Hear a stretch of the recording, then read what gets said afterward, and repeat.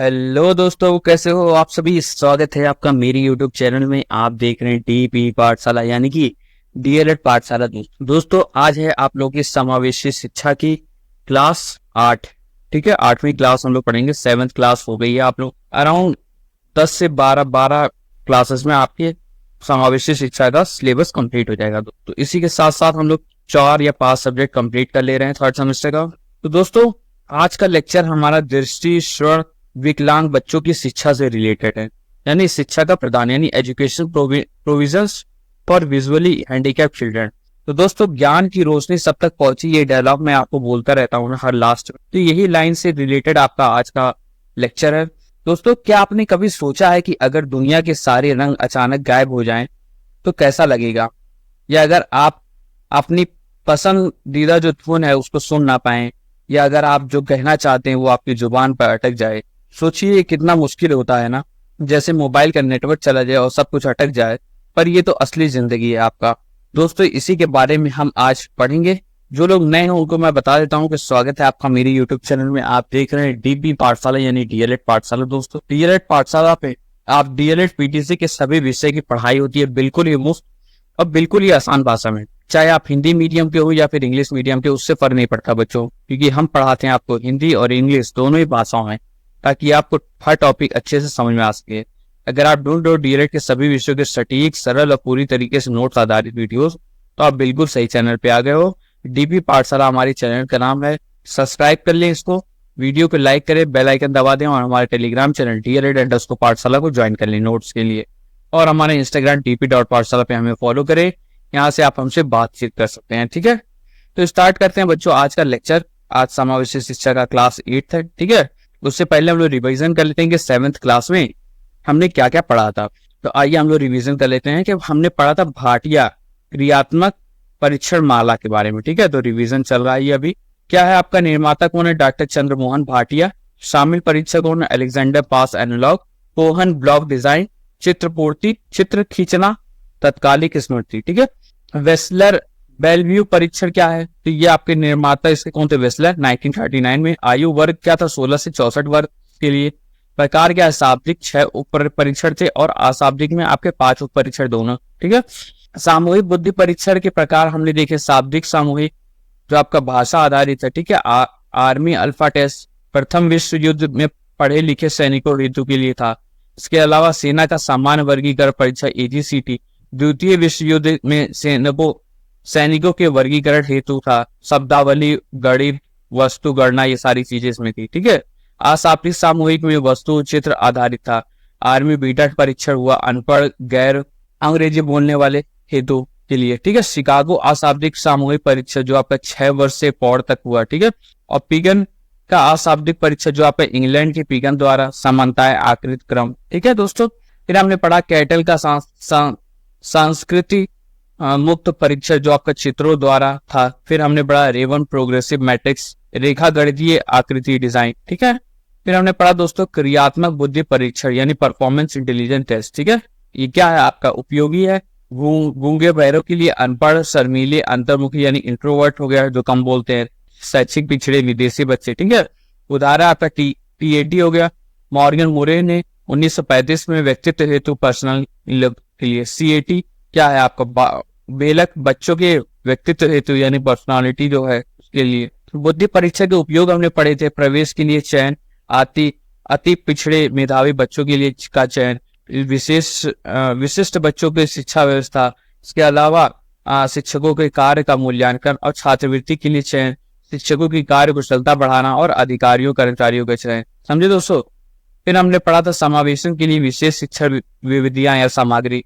क्या था? मंद बुद्धि बच्चे हेतु क्या था? क्रिया आधारित विधियां, खेल, व्यक्तित्व पर ध्यान। ठीक है, अभिभावक की भूमिका क्या है? तो अध्यापक सलाह माने, दबाव ना डाले, ध्यान दे। अध्यापक की भूमिका क्या है? जानकारी, प्यार करे, स्नेहपूर्ण व्यवहार, संवेगात्मक स्थिरता, दृश्य श्रव्य सामग्री, आकर्षित व्यक्तित्व, सम्मान, सामूहिक कार्य। ठीक है, ये सारे आपके मंद बुद्धि के आपकी किसकी भूमिका थी? ये सारी आपकी अध्यापक की भूमिका थी। याद रखिएगा, आ जाता क्वेश्चन ऐसे। बौद्धिक निःशक्त बच्चों हेतु संसाधन कक्षी गतिविधियां क्या है? तो गतिविधियां में बदलाव, आदर्श व्यवहार प्रस्तुतिकरण, विविधता, दैनिक जीवन अनुभव, सामूहिक गतिविधियां, रोल प्ले, प्रोत्साहन वगैरह। ठीक है, इसके अलावा परामर्शित पक्षाघात हेतु थेरेपिक विधि जो आपका physiotherapy, speech therapy, neuro development therapy, ठीक है। पिछड़े बच्चों की शिक्षा 2 कार्यक्रम जो पढ़ रहे हैं और जो पिछड़े चुके हैं, उपचार बचाव रेमिडियल वाला, ठीक है। कक्षा में अध्यापक द्वारा, कक्षों के बाहर बच्चे और अभिभावक द्वारा, ठीक है। वाणी बाधितों के लिए कक्षा प्रबंधन क्या था, तो उचित वातावरण, अशुद्ध उच्चारण का मजाक न उड़ाएं, प्रश्नों के उत्तर देने के लिए समान अवसर दे, सामूहिक उच्चारण प्रविधि है, अध्यापक का पूरा ध्यान हो, दृश्य श्रव्य सामग्री का प्रयोग हो, भाषा कौशल विकास हो, प्रोत्साहन हो, विशेष यंत्रों की सुविधा हो। तो ये था बच्चों कल की क्लासेस। आज की क्लास हम स्टार्ट करते हैं दोस्तों प्यारे दोस्तों, पिछले पार्ट में हमने मानसिक मंद बच्चों और उन्हें पढ़ाने की तरीकों के बारे में सीखा था, ठीक है। आज हम कुछ और बहुत जरूरी बातें सीखेंगे, खासकर विशिष्ट बच्चे यानी एक्सेप्शनल चिल्ड्रन की शिक्षा के लिए क्या क्या खास इंतजाम किए जाते हैं और ब्रेन लिपि क्या होती है, ठीक है। ब्रेन लिपि हमने पढ़ा था ना, तो ब्रेन लिपि कई बार पढ़ी थी, उसके बारे में पढ़ेंगे, ठीक है। तो दोस्तों आज हम बात करने वाले हैं ऐसे ही कुछ खास बच्चों की जिन्हें देखने, सुनने या बोलने में थोड़ी दिक्कत होती है या जिनके शरीर में कोई कमी होती है। इन्हें हम कहते हैं दृष्टि बाधित यानी विजुअली इम्पेयर्ड, ठीक है।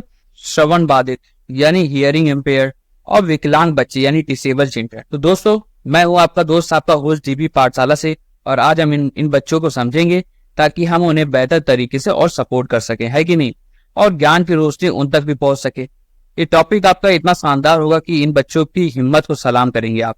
ये तो आपके रियल लाइफ सुपर हीरो होते हैं। तो अपनी कॉपी किताब निकाल लीजिए, ठीक है। ये क्लास आपकी शिक्षा शास्त्र समावेशी शिक्षा की एक super duper entertaining special needs class होने वाली है, ठीक है। तो let's make education accessible for all, ठीक है।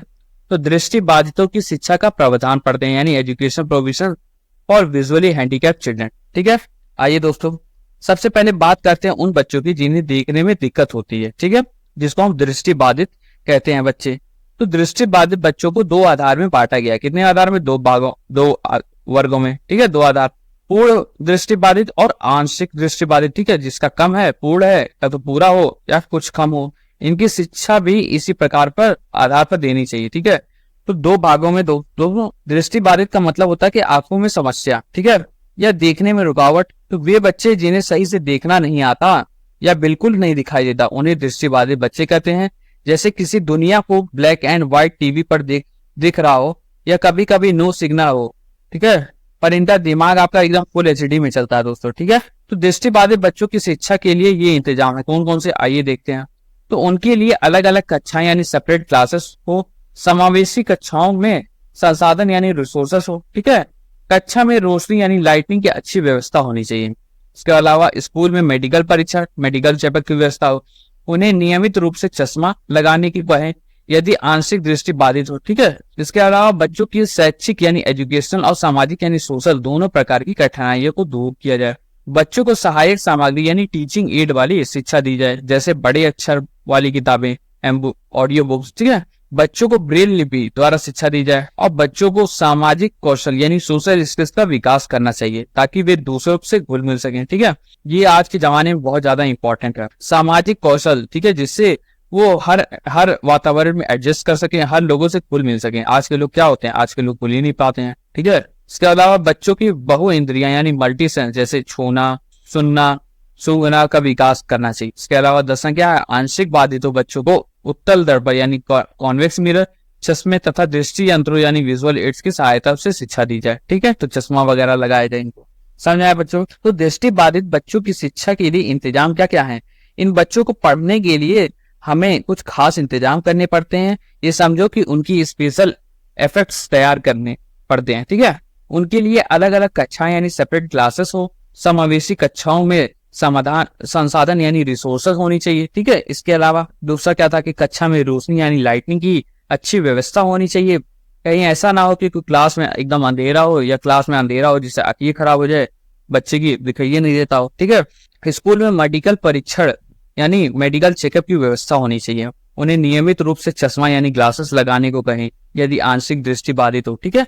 बच्चों की शैक्षिक और सामाजिक दोनों प्रकार की कठिनाइयों को दूर किया जाए। इसके अलावा बच्चों को सहायक सामग्री यानी टीचिंग एड्स वाली शिक्षा दी जाए, जैसे बड़े अक्षर वाली किताबें, ऑडियो बुक, जैसे आप पॉडकास्ट आता है ना आजकल यूट्यूब पे, पॉडकास्ट वगैरह बहुत चलता है, तो आप लोग सुनते हो कि नहीं, वैसे ही इनके लिए ऑडियो बुक्स होती है, ठीक है। इसके अलावा बच्चों को ब्रेल लिपि द्वारा शिक्षा दी जाए, ब्रेल एक खास लिपि होती है दोस्तों, उसमें क्या होता है, उसमें उभरे हुए बिंदुओं को छू कर पढ़ा जाता है, ठीक है। डॉट डॉट डॉट डॉट बिंदु होते हैं और उभरा होता है, मतलब ऊपर की तरफ उठा होता है, उसको वो ऐसे टच करते हैं, फील करते हैं और वो पता लगाते हैं कि वो क्या लिखा हुआ है, ठीक है। जैसे हम मोबाइल को टच करके टाइप करते हैं ना, वैसे ही ये छू करके पढ़ते हैं इन लोग, ठीक है।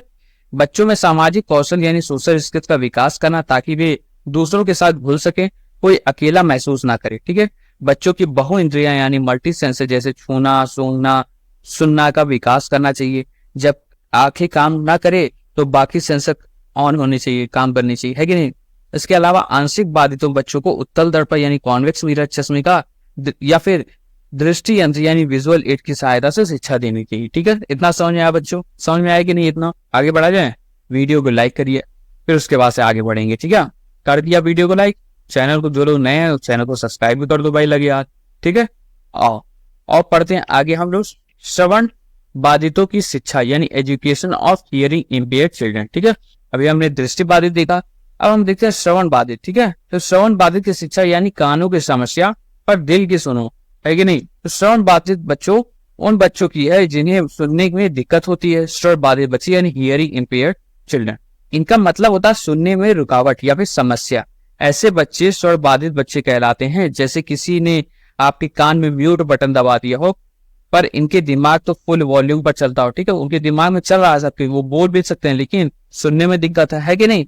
तो श्रवण बाधित बच्चों की निम्न प्रकार की शिक्षा दी जाती है। कौन कौन सी शिक्षण तकनीक, आपकी टीचिंग टेक्निक क्या, तो चित्र वगैरह, आकृति, मानचित्र, मॉडल्स, संकेत शब्द यानी साइन वर्ड्स और अन्य सहायक सामग्री। इसके अलावा सी में क्या है, दृश्य श्रव्य सामग्री यानी ऑडियो विजुअल एड्स का प्रयोग, ठीक है। शैक्षिक सुविधाएं, एजुकेशनल फैसिलिटीज में क्या है, व्यावसायिक परीक्षा यानी वोकेशनल ट्रेनिंग दे, ताकि वे बड़े होकर के कोई काम कर सकें, ठीक है।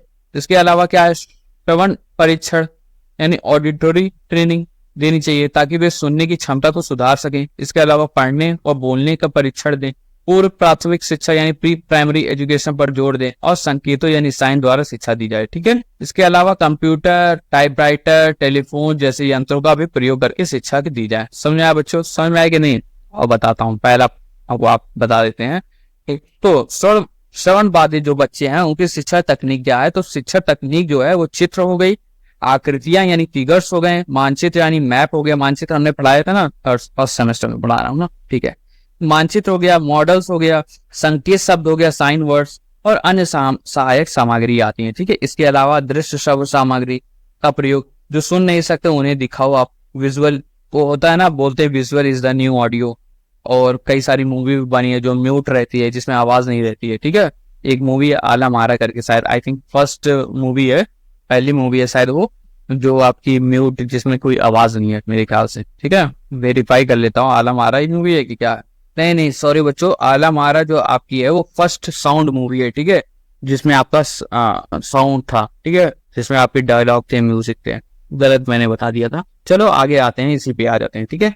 पढ़ता हूँ मैं। हाँ, हम लोग क्या पढ़ रहे थे दोस्तों, हम लोग पढ़ रहे थे कि शिक्षण तकनीक के बारे में पढ़े थे, राइट, ठीक है। उसके बाद से हम, हाँ जी, तो उसके बाद से शैक्षिक सुविधाएं यानी एजुकेशनल फैसिलिटीज जो है दोस्तों, उसमें क्या है, व्यावसायिक परीक्षा यानी वोकेशनल ट्रेनिंग दे, ताकि वे बड़े होकर के कोई काम कर सके, ठीक है, खुद के पैर पर खड़े हो सके, है कि नहीं। उसके अलावा श्रवण परीक्षण यानी ऑडिटरी ट्रेनिंग दे, ताकि वे सुनने की क्षमता को सुधार कर सके, थोड़ा बहुत इंप्रूवमेंट हो उनके में। पढ़ने व बोलने के परीक्षण दें। इसके अलावा पूर्व प्राथमिक शिक्षा दें, प्री प्राइमरी पर जोर दें। सांकेत द्वारा शिक्षा दी जाए, साइन के द्वारा कंप्यूटर, राइटर, टेलीफोन जैसे यंत्रों का भी प्रयोग करें, टेक्नोलॉजी को दोस्त बनाएं, है कि नहीं। इसके अलावा दोस्तों अब हम पढ़ते हैं पृथक विद्यालय व कक्षाएं यानी सेग्रीगेटेड स्कूल एंड क्लासेस। क्या होता है ये, तो जहां आपका दोस्तों, जहां ध्वनि प्रवर्धक यंत्र यानी साउंड एम्पलीफायर, सहायक सामग्री तथा उच्च प्रशिक्षित अध्यापकों यानी हाईली ट्रेंड टीचर के द्वारा शिक्षा दी जा सके, ठीक है। तो पृथक विद्यालय व कक्षा क्या है, सेग्रीगेटेड स्कूल्स क्या है, तो जहां आपका ध्वनि प्रवर्धक यंत्र यानी साउंड एम्पलीफायर यानी जो साउंड को खूब ज्यादा एम्पलीफाई करते हैं यानी बढ़ाते हैं खूब ज्यादा, ठीक है, लाउड करते हैं या बढ़ाते हैं, एम्पलीफाई करते हैं। सहायक जो सामग्री है तथा उच्च प्रशिक्षित अध्यापक यानी हाई ट्रेंड टीचर हो, जो काफी ज्यादा ट्रेंड हो, प्रशिक्षित हो, उनके द्वारा शिक्षा दी जा सके। ये समझो एकदम हाईटेक वाला क्लासरूम होता है कि नहीं, इसी को आप सेग्रीगेटेड स्कूल्स एंड क्लासेस कहते हैं, ठीक है। फिर आता है संप्रेषण तकनीकी। संप्रेषण यानी कम्युनिकेशन होता है, तकनीकियां एंड टेक्निक्स। ठीक है दोस्तों, संप्रेषण तकनीक में क्या है, चिन्हों के द्वारा शिक्षा, जैसे अंग्रेजी व अमेरिकी भाषा के चिन्ह हो गए। ठीक है, फिर आपका ओस्ट पठन यानी लिप रीडिंग के द्वारा शिक्षा, यानी होठ की हरकत देख करके समझना, है कि नहीं। फिर आता सांकेतिक भाषा यानी साइन लैंग्वेज के द्वारा शिक्षा, और स्पर्श विधि यानी टच मेथड, या गीत विधि यानी रिदम मेथड, शारीरिक क्रियाओं द्वारा। ठीक है, तो ये थी आपकी क्या, ये सारी आपकी कम्युनिकेशन टेक्निक थी, यानी संप्रेषण तकनीक है। क्या क्या थी, चिन्हों के द्वारा शिक्षा दी जाए, जैसे अंग्रेजी व अमेरिकी भाषा के चिन्ह। ठीक है, इसके अलावा ओष्ठ पठन यानी लिप रीडिंग के द्वारा शिक्षा दी जाए, होठों की हरकत को देखकर समझना, जैसे आप किसी के होठ की भाषा समझते हो क्या, नहीं, पार्टनर लोग के तो समझते ही हुए लोग। ठीक है, सांकेतिक भाषा यानी साइन लैंग्वेज के द्वारा शिक्षा, ये है आपका असली साइलेंट लैंग्वेज। ठीक है, इसके अलावा स्पर्श विधि यानी टच मेथड, या गीत विधि यानी रिदम मेथड, शारीरिक क्रियाओं द्वारा। ठीक है, संप्रेषण तकनीक क्या समझ में आई। आगे आते हैं बाल कार्यक्रम के बारे में। ठीक है, बाल कार्यक्रम क्या है, इन्फेंट प्रोग्राम, तो बच्चों के लिए ऐसी कार्यक्रम चलाएं जिसके द्वारा उन्हें पढ़ाया जा सके। ठीक है, इसके अलावा आपका शैक्षिक व व्यावसायिक निर्देशन यानी एजुकेशनल एंड वोकेशनल गाइडेंस, तो इन बच्चों को प्रिंटिंग, अकाउंट्स, बढ़ीगिरी, ठीक है, यानी कारपेंटरी, तथा कलात्मक यानी आर्टिस्टिक कार्यों की शिक्षा देनी चाहिए, जिससे वे अपने भविष्य को बना सकें। ठीक है, इंपॉर्टेंट नेट क्या है कि श्रवण बाधितों के लिए सांकेतिक भाषा यानी साइन लैंग्वेज का प्रयोग करना चाहिए। ठीक है दोस्तों, देखो शैक्षिक तथा व्यवसायिक निर्देशन में क्या है कि इन बच्चों को प्रिंटिंग वगैरह सिखाइए, अकाउंटिंग सिखाइए, बेरोजगारी कह रहे हैं, बेरोजगारी तो इतनी हो गई है कि क्या बताएं, बढ़ीगिरी वगैरह जो कारपेंटरी वाला काम होता है, जिससे लकड़ी से कुछ भी बना सकते हैं, कलात्मक वाली कार्यों की शिक्षा देनी चाहिए, जिससे वे अपना भविष्य आगे जाकर के बना सकें, और कोई आर्टिस्ट बनेगा, कोई इंजीनियर बन जाएगा इसी से, है कि नहीं। ठीक है, जरूरी थोड़ी ना कि शिक्षा से ही सब कुछ हो। ठीक है, आगे बढ़ा जाए। एक नोट क्या था कि श्रवण बाधितों के लिए सांकेतिक भाषा यानी साइन लैंग्वेज का प्रयोग करना चाहिए। ये क्या होता है, हाथों से बात करने का तरीका होता है। ठीक है, आपने चीटिंग करते समय कैसे आप करते हो कि 5 का बताओ, 4 का बताओ, क्या होगा 1 2 3 4 ऐसे हाथ करके दिखाते हो कि नहीं, वैसे ही आपका सांकेतिक भाषा हो गया, है कि नहीं। चलो आगे बढ़ा जाए। पढ़ा जाए थर्ड चीज, लाइक कर दो इसी बात पे वीडियो को। ठीक है, वीडियो को लाइक करें, चैनल को सब्सक्राइब करो। ठीक है, शेयर भी करना मत भूलना। ठीक है, अपने दोस्तों के साथ शेयर किया करो, ये नहीं कि जलन की वजह से कि दोस्त का अच्छा नंबर नहीं आए, केवल मेरा अच्छा नंबर है इससे हम दोस्त को शेयर नहीं करेंगे, ये सब नहीं करना है भाई। जितना शेयर करोगे उतना आपके लिए भी अच्छा होगा, मेरे लिए भी अच्छा होगा। ठीक है, आपके लिए क्या अच्छा होगा, अरे भाई दोस्त आपको सोचेगा कि हाँ कितना अच्छा दोस्त है मेरा, मुझसे शेयर कर रहा है कि नहीं, दोस्ती आपकी गहरी होगी, हमारा तो बेनिफिट ही है। आओ आगे बढ़ते हैं। बेनिफिट क्या, मोटिवेशन मिलता है, आप अगर जिस तरीके से व्यूज आता है, लाइक्स आते हैं, कमेंट्स आते हैं आपके प्यारे प्यारे, तो उससे हमको मोटिवेशन होता है वीडियो बनाने का, और ना मैं भी ये सब चीज छोड़ दूं, है कि नहीं। आओ आगे चलते हैं। विकलांग बच्चों के शिक्षण विधियां पद्धतियां यानी teaching methods, pedagogies for disabled children. ठीक है, तो दोस्तों हर बच्चे के लिए सही रेसिपी। ठीक है, विकलांग बच्चों की शिक्षण विधियां पद्धतियां, तो दोस्तों विकलांग बच्चों की शिक्षा में हमें नॉर्मल तरीके से हटकर कुछ खास रेसिपी अपनानी चाहिए। ठीक है, विकलांग बच्चों की शिक्षा में श्रवण उपकरण यानी hearing aids, radio, tape, model chart आदि का प्रयोग करते हैं। ठीक है, विकलांग बच्चों के लिए निम्न शिक्षा पद्धतियां का प्रयोग करते हैं। कौन कौन सा, बुनियादी शिक्षा विधि यानी basic education method. Mahatma Gandhi ji ने, आप लोगों ने सेकंड सेमेस्टर में पढ़ा था ना महात्मा गांधी वाला, महात्मा गांधी जी ने बुनियादी शिक्षा शुरू की थी, याद रखिएगा दोस्तों। यह विधि अलग अलग विषयों को किसी आधारभूत उद्योग यानी बेसिक क्राफ्ट को माध्यम बनाकर उन बच्चे को आत्मनिर्भर यानी सेल्फ रिलायंट बनाती है और उसे समाज से जोड़ती है। ठीक है, वही आपका हो गया। ठीक है, उसके बाद खेल विधि यानी प्लेवे मेथड, तो बच्चों में संगीत, शारीरिक व्यायाम यानी फिजिकल एक्सरसाइज, मनोरंजन, अभिनय यानी एक्टिंग, कृषि एग्रीकल्चर, बागवानी गार्डनिंग तथा उद्योग यानी इंडस्ट्री के प्रति खेल विधि द्वारा रुचि पैदा की जा सकती है। ठीक है, बहुत सारे हैं तो 5 इसमें कवर करता हूँ। ठीक है, 3-4 कवर करता हूँ पहले। फिर आता है आपका व्यक्तिगत व कक्षा शिक्षण विधियां यानी individual and classroom teaching method. तो इसमें क्या है, बच्चों को शिक्षा में करके सीखना, याद रखिएगा दोस्तों, करके सीखना यानी लर्निंग बाय डूइंग पर जोर दिया जाए। ठीक है, फिर आता है आपका ह्यूरिस्टिक विधि। ठीक है, ह्यूरिस्टिक मेथड, ये क्या होता है, इसका अर्थ होता है स्वयं खोजना यानी टू डिस्कवर बाय वनसेल्फ। ठीक है, खुद से खोजना। तो इस विधि में क्या होता है, बच्चों को ज्यादा से ज्यादा सीखने के लिए प्रेरित यानी मोटिवेट किया जाता है। इस विधि में स्वयं में करके सीखने की विधि है। ठीक है, समझ में आया 4, ये आपको समझ में आया दोस्तों। देखो फिर से बता देता हूँ आपको, कुछ प्रमुख शिक्षा पद्धतियां कौन कौन सी है? बुनियादी शिक्षा विधि जो बेसिक एजुकेशन मेथड होती है, ठीक है। तो महात्मा गांधी जी ने इसको शुरू किया था। यह विधि अलग अलग विषयों को किसी आधारभूत उद्योग यानी बेसिक क्राफ्ट पर माध्यम बना करके यानी मीडियम बना करके बच्चों को आत्मनिर्भर यानी सेल्फ रिलायंट बनाते हैं। मतलब पढ़ाई के साथ साथ हुनर भी सीखो, है कि नहीं।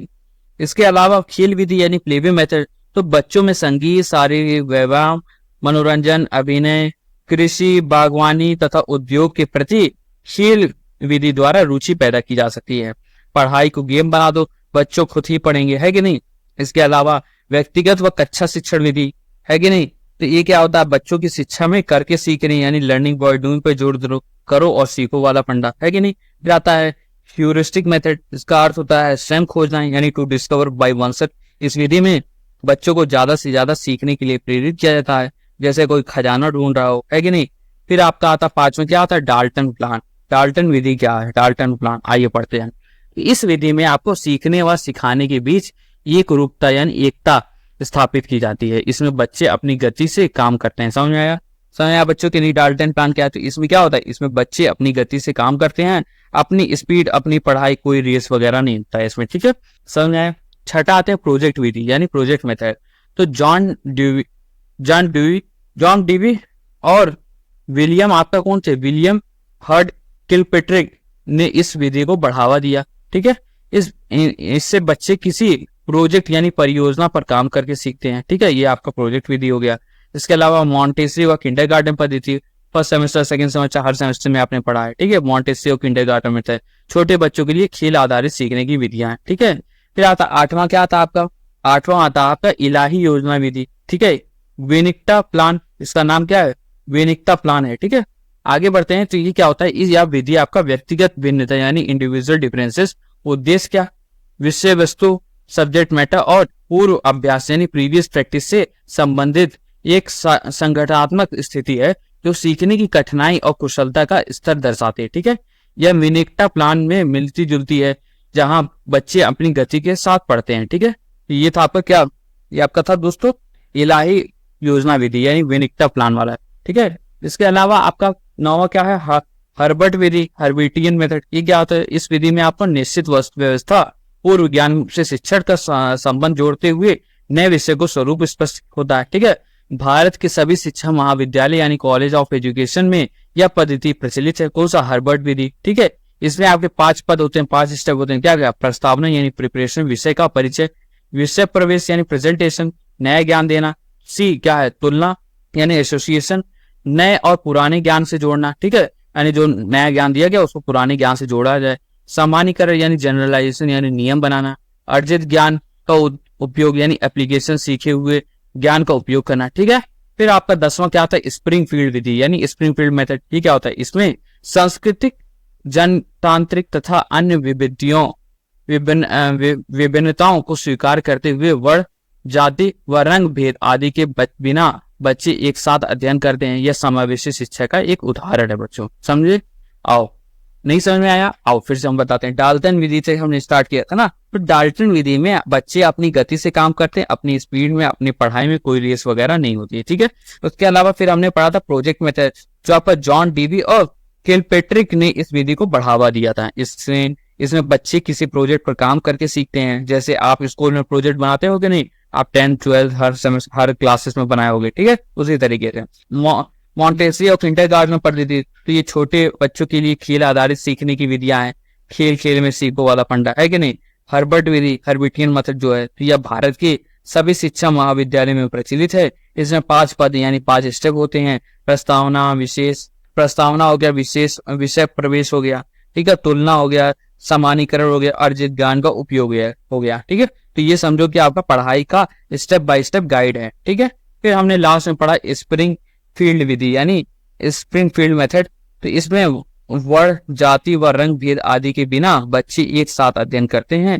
ये आपका समावेशी शिक्षा का एक उदाहरण होता है। सबका साथ सबका विकास वाला फंडा होता है, सब यही वाला स्कूल होता है, ठीक है। स्प्रिंगफील्ड मेथड समझ में आया? इतना समझ में आया बच्चों? इतना समझ में आया? वीडियो को लाइक कर दें, ठीक है। अभी तो आधी क्लास है आपकी बच्चों, आओ आगे चलते हैं, ठीक है। बिना किसी देरी के आगे चलते हैं, पढ़ते हैं हम लोग विकलांग बच्चों के पुनर्वास योजना यानी rehabilitation plan of disable children, ठीक है। यानी नई जिंदगी, नई उम्मीद। तो दोस्तों विकलांग बच्चों को सिर्फ पढ़ाना ही नहीं बल्कि उन्हें नॉर्मल लाइफ में वापस लाना भी जरूरी होता है। इसे ही हम कहते हैं पुनर्वास योजना यानी रिहेबिलिटेशन प्लान। ठीक है, तो दोस्तों शारीरिक रूप से विकलांग युवा भी अपनी दृढ़तापूर्ण यानी डिटरमाइन चुनौतियां, चैलेंज का सामना करने में सफल होते हैं अगर उन्हें सही मार्गदर्शन किया जाए। ठीक है, इसके अलावा युवक की शारीरिक अक्षमताओं के कारण इस शारीरिक चुनौतियां उत्पन्न होती है। ठीक है, लेकिन उनके लिए उनकी शारीरिक अक्षमताएं बाधा यानी हिंड्रेंस नहीं होती है। ठीक है, इसके अलावा क्योंकि आजकल व्यक्ति की सभी शारीरिक अक्षमताएं शारीरिक सुधारात्मक उपचार प्रणालियों यानी रिहेबिलिटेटिव ट्रीटमेंट सिस्टम द्वारा ठीक की जा सकती है। ठीक है, और जिन्हें पूरी तरीके से ठीक नहीं किया जा सकता उनके लिए पुनर्वास प्रक्रिया यानी रिहेबिलिटेशन प्रोसेस द्वारा व्यक्ति को अपनी अक्षमताओं को के होते हुए भी अपनी चुनौतियों का सामना करने के लिए सक्षम यानी उसको एबल बनाना की मदद की जा सकती है। ठीक है, तो दोस्तों देखो इसमें क्या था, इसमें ये कह रहा है कि शारीरिक रूप से जो विकलांग युवा भी अपनी दृढ़तापूर्ण चुनौतियों का सामना करने में सफल होते हैं। ठीक है, अगर उन्हें सही मार्गदर्शन यानी सही गाइडेंस दिया जाए, जैसे आप लोग भी हैं, आप लोगों को अगर गाइडेंस सही दिया जाए तो आप लोग कैसे सफल हो जाते हैं, उसी तरीके से उनको भी अगर शारीरिक रूप से विकलांग भी हैं तब भी उनको अगर गाइडेंस दिया जाए तो वो चुनौतियों को सामना कर लेंगे। ठीक है, आजकल व्यक्ति के सभी शारीरिक अक्षमताओं शारीरिक सुधारात्मक उपचार प्रणाली द्वारा ठीक की जा सकती है। ठीक है, इसके अलावा और जिन्हें पूरी तरीके से ठीक नहीं किया जा सकता उनके लिए पुनर्वास प्रक्रिया द्वारा व्यक्ति को अपनी अक्षमताओं के होते हुए भी अपनी चुनौतियों का सामना करने के लिए सक्षम बनाने में मदद की जा सकती, मतलब जो नहीं हो सकता उसे भी करके दिखाना पड़ता है कि नहीं। ठीक है, तो ये सारी चीजें आपकी विकलांग बच्चों की पुनर्वास योजना है। ठीक है, आगे बढ़ा जाए दोस्तों। भारतीय पुनर्वास परिषद के कार्य यानी functions of rehabilitation councils of India RCI एक है, तो उसके क्या फंक्शन क्या कार्य हैं आइए देखते हैं। तो दोस्तों भारतीय पुनर्वास परिषद rehabilitation councils of India RCI की स्थापना आपके 1992 में हुई थी। इनके मुख्य कार्य निम्न है, कौन कौन से? विकलांग व्यक्तियों से संबंधित व्यवसायिक और शिक्षण व प्रशिक्षण यानी ट्रेनिंग की अलग अलग श्रेणियों के लिए न्यूनतम मानक यानी मिनिमम स्टैंडर्ड तय की जाए। ठीक है, समझ में आया? देखो बताता हूँ क्या बोल रहा है। देखो पहले भारतीय पुनर्वास परिषद की स्थापना जो हुई थी वो आपके 1992 में हुई। समझो विकलांगों के लिए काम करने वाली सरकार बॉडी है। ठीक है, सरकारी बॉडी एक तरीके से। ठीक है, कौन कौन से मुख्य काम थे? तो पहला हो गया कि विकलांग व्यक्तियों से संबंधित जो व्यवसायिक व शिक्षण व प्रशिक्षण की अलग अलग श्रेणियों के लिए न्यूनतम मानक यानी मिनिमम स्टैंडर्ड तय करना चाहिए। ठीक है, इसके अलावा देश में सभी संस्थाओं के समान रूप से इन मानकों को लागू करना। ठीक है, यानी देश में सभी संस्थानों के समान रूप से इन मानकों को लागू करना, जो मानक बनाए मिनिमम स्टैंडर्ड बनाए उसको लागू कर दिया जाए देश में। निःशक्त व्यक्तियों के पुनर्वास के क्षेत्र को स्नातकोत्तर यानी पोस्ट ग्रेजुएट डिग्री डिप्लोमा प्रमाण पत्र पाठ्यक्रम यानी कोर्सेज चलाने वाली संस्थाओं को मान्यता यानी रिकॉग्नाइजेशन देना। ठीक है, समझ आया दोस्तों? तीसरा क्या है कि निःशक्त व्यक्तियों को पुनर्वास के क्षेत्र में डिग्री डिप्लोमा प्रमाण पत्र पाठ्यक्रम चलाने वाली संस्थाओं को मान्यता देना। ठीक है, चौथा क्या कह रहा है? मान्यता प्राप्त पुनर्वास योग्यता रखने वाले पेशवरों यानी प्रोफेशनल्स के केंद्रीय पुनर्वास यानी रजिस्टर यानी सेंट्रल हैबिलिटेशन रजिस्टर का रखरखाव करना। ठीक है, इसका मतलब क्या हुआ? यानी मान्यता प्राप्त जो पुनर्वास योग्यता रखने वाले जो पेशेवरों यानी प्रोफेशनल के केंद्रीय पुनर्वास रजिस्टर का रखरखाव रखना। पेशेवरों यानी प्रोफेशनल के केंद्रीय पुनर्वास रजिस्टर का रखरखाव रखना चाहिए। ठीक है, उसको संभाल के रखना चाहिए। ठीक है, देश और विदेश में काम कर रहे संगठनों यानी ऑर्गेनाइजेशन के सहयोग से पुनर्वास के शिक्षा में क्षेत्र में और प्रशिक्षण के संबंध में नियमित रूप से जानकारी इकट्ठा करनी चाहिए। ठीक है, समय तो पुनर्वास के क्षेत्र में शिक्षा और परीक्षण यानी ट्रेनिंग के संबंध में नियमित रूप से जानकारी वगैरह इकट्ठा करनी चाहिए। छठा कह रहा है सामाजिक न्याय और आधिकारिक मंत्रालय यानी ministry of social justice and employment के अधीन राष्ट्रीय संस्थानों और शीर्ष संस्थानों से काम कर रहे कर्मचारियों को पंजीकृत यानी रजिस्टर करना। ठीक है, समझ में आया? तो ये सारे क्या थे दोस्तों? ये सारे आपके भारतीय पुनर्वास परिषद के कार्य थे यानी फंक्शंस ऑफ RCI थे। समझ में आया बच्चों? तो ये बनाई गई थी आपके विकलांगों के लिए काम करने वाली एक सरकारी बॉडी बनाई गई थी। रिहेबिलिटेशन काउंसिल ऑफ इंडिया इसको कहते हैं। ठीक है, समझ में आया बच्चों? समझ में आया कि नहीं? देखो एक एक पॉइंट को हम बार बार समझाएं। ठीक है, आगे बढ़ा जाए। अब पढ़ते हैं आगे कि अपराधी बच्चों के उपचार की विधियां क्या है, यानी मेथड्स ऑफ ट्रीटिंग डेलिंक्वेंट चिल्ड्रन। ठीक है दोस्तों, गलती सुधारने का मौका मिलना चाहिए कि नहीं सभी को, है कि नहीं? दोस्तों अपराधी बच्चे को सुधारने के लिए भी कई तरीके अपनाए जाते हैं, क्योंकि बचपन की गलती को बड़ा अपराध नहीं बनने देना चाहिए, है कि नहीं? तो अपराधी बच्चों को सुधारने के लिए कई तरीके अपनाए जाते हैं, जैसे वातावरण विधि यानी इन्वायरमेंट मेथड, उनके आसपास के माहौल को सुधारना। ठीक है, मनोवैज्ञानिक विधि, उनकी मानसिक स्थिति को समझना और सुधारना। विश्लेषणात्मक विधि, उनके मन की गहराई में जाकर कारणों को समझना, क्यों ऐसा काम कर रहे हैं। ठीक है, इसके अलावा विद्यालय की भूमिका यानी स्कूल का माहौल अच्छा बनाना और उन्हें सही शिक्षा देना। ठीक है, पांचवा क्या है? राज्य की भूमिका, सरकार द्वारा कानून बनाना और सुधार गृह यानी रिफॉर्म होम चलाना। ठीक है, इसके अलावा वैज्ञानिक विद्या यानी साइंटिफिक मेथड यानी वैज्ञानिक तरीकों से उनका इलाज करें। तो ये सारी क्या थे? अपराधी बच्चों के उपचार की विधि आती। क्या क्या थी बच्चों? देखो, वातावरण विधि यानी उनके पास आसपास के माहौल को सुधारना, माहौल ठीक है तो बच्चा भी ठीक हो जाएगा, है कि नहीं? मनोवैज्ञानिक विधि यानी उनकी मानसिक स्थिति को समझना और उसको सुधारना। मनोविश्लेषणात्मक विधि, ये क्या होता है? उनके मन की गहराई में जाकर के कारणों को समझना कि क्यों ऐसा वो कर रहे हैं। ठीक है, विद्यालय की भूमिका यानी स्कूल का माहौल अच्छा बनाना और उन्हें सही शिक्षा देना। राज्य की भूमिका यानी सरकार द्वारा कानून बनाना और सुधार गृह चलाना। ठीक है, वैज्ञानिक विधियां यानी वैज्ञानिक तरीकों से इनका इलाज करना, है कि नहीं? ये सारी चीजें आपकी अपराधी बच्चों के उपचार की विधियां थी। समझ में आया बच्चों? समझ में आया? आओ लास्ट टॉपिक हम लोग पढ़ते हैं। लास्ट टॉपिक नहीं, इसके बाद सेकंड लास्ट चाहिए। ठीक है, सुविधा वंचितों की शिक्षा यानी एजुकेशन ऑफ डिसएडवांटेज चिल्ड्रन। सुविधा वंचित बच्चों यानी कोई पीछे ना छूटे वाला। तो सुविधा वंचित बच्चों की शिक्षा के लिए सबसे पहले उन कारणों को जानना चाहिए जिनके कारण बच्चे सुविधाओं से वंचित रह चुके, फिर उन कारणों को दूर करना चाहिए। यही आपकी क्या है? यही आपकी चीज है। ठीक है दोस्तों, सुविधा वंचित बच्चों की शिक्षा के लिए सबसे पहले उन कारणों को जानना चाहिए जिसके कारण की वजह से बच्चे सुविधाओं से वंचित हो चुके हैं, फिर उन कारणों को दूर करना चाहिए। जैसे किसी को भूख लगी हो तो पहले उसको खाना दो, फिर पढ़ाई की बात करो, है कि नहीं? अब बेचारे को भूख लगी है तो पढ़ाई की बात करो कि पढ़ने से आपका जीवन सुधर जाएगा, तो उससे क्या सुधर जाएगा जब वो अभी मर रहा है खाने से, है कि नहीं? ठीक है, अब लास्ट टॉपिक हम पढ़ते हैं ब्रेल लिपि की। ठीक है, इंपॉर्टेंट है। ब्रेल लिपि क्या होता है? हमने बताया था आपको, उभरा हुआ अक्षर जो होता है यानी अंधेरे में ज्ञान की रोशनी।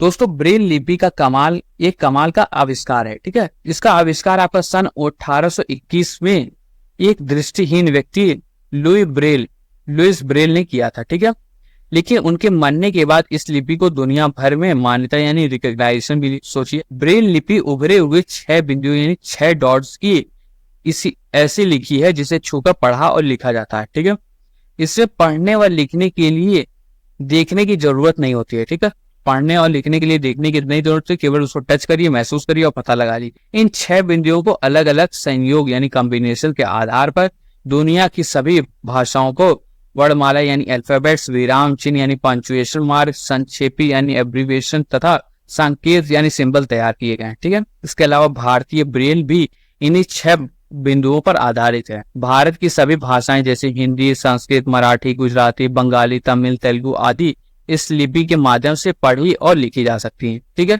समझ में आया बच्चों कि ब्रेल लिपि क्या होता है? तो ब्रेल लिपि दोस्तों इसका आविष्कार आपका 1821 में एक दृष्टिहीन यानी जो देख नहीं पाते थे व्यक्ति आपके लुई ब्रेल, ठीक है, उन्होंने किया था। ये सोचो, एक दृष्टिहीन व्यक्ति ने दुनिया के लाखों दृष्टिहीन को पढ़ने का एक रास्ता दिखाया। ये होते हैं एक असली हीरो, है कि नहीं? ब्रेल लिपि उभरे हुए 6 बिंदुओं 6 डॉट्स की एक ऐसी लिपि है जिसे छूकर पढ़ा और लिखा जाता है। जैसे मोबाइल का टच करके टाइप करते हैं वैसे ही इसमें पढ़ने और लिखने के लिए देखने की जरूरत नहीं होती। इन 6 बिंदुओं को अलग अलग संयोग बनाने से उसके आधार पर दुनिया की सभी भाषाओं की वर्णमालाएं, विराम चिन्ह, संक्षेप तथा संकेत तैयार किए गए हैं। इसके अलावा भारतीय ब्रेल भी इन्हीं 6 बिंदुओं पर आधारित है। भारत की सभी भाषाएं इस लिपि के माध्यम से पढ़ी और लिखी जा सकती। ब्रेल लिपि सीखना, टीचिंग ब्रेल राइटिंग। ठीक है, तो ब्रेल लिखने के लिए हमें ब्रेल स्लेट या स्टाइलस या ब्रेलर का प्रयोग करते हैं। हर बिंदु को स्टाइलस की सहायता से उभारते हुए लिखते हैं। मोटर नसों यानी मोटर नर्व्स को विकसित करके स्टाइलस पकड़ना सिखाते हैं। ठीक है, तो दोस्तों ब्रेल लिपि सिखाना, ब्रेल लिखने के लिए हमें ब्रेल स्लेट या स्टाइलस या ब्रेलर का प्रयोग हम लोग करते हैं। ठीक है, समझ में आया ये सारी चीजें। तो ये था बच्चों आज का लेक्चर। आशा करता हूँ आज को क्लास अच्छी लगी होगी। आइए हम बटाटा वड़ा जैसे गरम गरम और फटाफट याद रखने वाले नोट्स जो आपके एग्जाम में काम आएंगे उसको डिस्कस कर लेते हैं। ठीक है, आइए दोस्तों। तो परीक्षा के लिए हम दृष्टिबाधित बच्चों की शिक्षा का प्रावधान। तो प्रकार पूर्ण दृष्टिबाधित, आंशिक दृष्टिबाधित। शिक्षा क्या है? पृथक कक्षाओं या समावेशी संसाधन। रोशनी, मेडिकल परीक्षा, रोशनी रहनी चाहिए, मेडिकल परीक्षा रहनी चाहिए। ठीक है, नियमित चश्मा हो गया, शैक्षिक सामाजिक कठिनाइयों को दूर करना हो गया, सहायक सामग्री जैसे ब्रेल लिपि, सामाजिक कौशल, बहु इंद्रियों का विकास, उत्तल दर्पण, चश्मे, दृष्टि यंत्रों का प्रयोग। ठीक है, श्रवण बाधितों की शिक्षा, शैक्षिक तकनीक आगे हो गए, चित्र, आकृतियों, मॉडल, संकेत, शब्द, दृश्य सामग्री।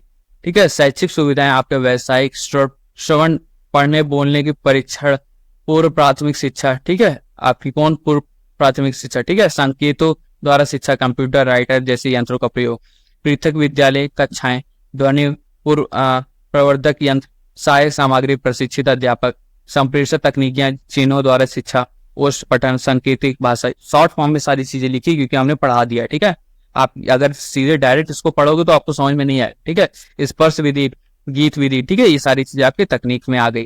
फिर बाल कार्यक्रम, बालों के लिए विशेष कार्यक्रम। ठीक है, शैक्षिक व्यवसायिक निर्देशन यानी प्रिंटिंग, अकाउंटिंग, बढ़ईगिरी, कलात्मक कार्य। महत्वपूर्ण क्या है? श्रवण बाधितों के लिए सांकेतिक भाषा का प्रयोग। ठीक है, विकलांग बच्चों की शिक्षा प्रविधियां, पद्धतियां। उपकरण क्या है? श्रवण उपकरण, रेडियो, टेप, मॉडल, चार्ट। पद्धतियां क्या? बुनियादी शिक्षा गांधी जी। ठीक है, खेल विधि, व्यक्तिगत कक्षा शिक्षक करके सीखना पर बल, ह्यूरिस्टिक विधि, सैम खोजना, डाल्टन विधि, प्रोजेक्ट विधि, मॉन्टेसरी किंडरगार्टन विधि, इलाही योजना विधि। ठीक है, हार्वर्ड विधि, 5 पद इसमें होते हैं, स्प्रिंगफील्ड विधि। ठीक है, इसके अलावा विकलांग बच्चों के पुनर्वास योजना हमने पढ़ा, पुनर्वास, असमताओं के होते हुए भी चुनौतियों का सामना करने के लिए सक्षम बनाना। ठीक है, भारतीय पुनर्वास परिषद RCI के कार्य, व्यावसायिक शिक्षा प्रविधियों, शिक्षा परीक्षणों के मानक तय करना, मानकों को लागू करना, संस्थाओं को मान्यता देना, रजिस्टर रखना, सूचना एकत्र करना और कर्मचारियों को पंजीकृत करना। है कि नहीं? अपराधी बच्चों को उपचार की विधि हमने पढ़ा, वातावरण, मनोवैज्ञानिक, मनोविश्लेषणात्मक, विद्यालय की भूमिका, राज्य की भूमिका, वैज्ञानिक विधि। ठीक है, सुविधा वंचितों की शिक्षा। तो पहले कारणों को पता लगाएं और फिर उन्हें दूर करें। ब्रेल लिपि हमने पढ़े, आविष्कार कौन थे? लुई ब्रेल, 1821 में। विशेषताएं क्या थी? उभरे हुए 6 बिंदुओं की लिपि, स्पर्श द्वारा पढ़ना लिखना किया जाता है कि नहीं?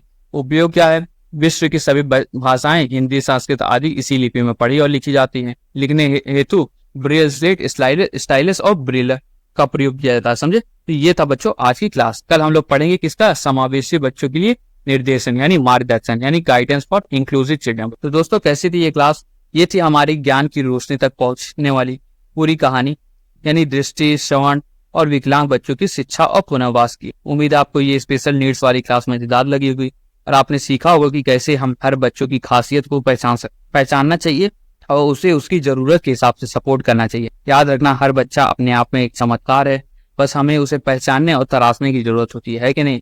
जैसे एक मूर्तिकार पत्थर को तराश कर मूर्ति बनाता है, उसी हमें वही मूर्तिकार बनना है जो हम तराशेंगे। ठीक है, अगर आपको ये वीडियो पसंद आया तो इसे लाइक करना मत भूलना, अपने दोस्तों के साथ शेयर करो, खास करके जो DLED वाले हैं और शिक्षा के इस महत्वपूर्ण विषय को समझना चाहते हैं। ठीक है, और हाँ, DP पाठशाला यानी DLED पाठशाला को सब्सक्राइब करना बिल्कुल मत भूलना, क्योंकि हम ऐसे मजेदार तरीके से आपको पढ़ाते रहेंगे और आपकी पढ़ाई को ब्लॉकबस्टर मूवी बनाएंगे।